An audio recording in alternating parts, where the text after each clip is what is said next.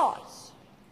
Pan thawyn fis gorffennaf ar sylwair neu le, fe awn ni gyd fel teulu i'r sioe, un seithfed ne. Bydd mam a dad yn clebran wrth gylch y defaid lu, yn canmol y moch ar geifr a siap yr llên fywch ddi. Y cobiau mawr yn rhedeg sy'n mynd â sylw Sian. Maen nhw'n dalu pennau'n uchel a'i llygaid yn llawn tân. Ond cewch gadw'r da ar defaid y cobiau'r ieir a'r moch.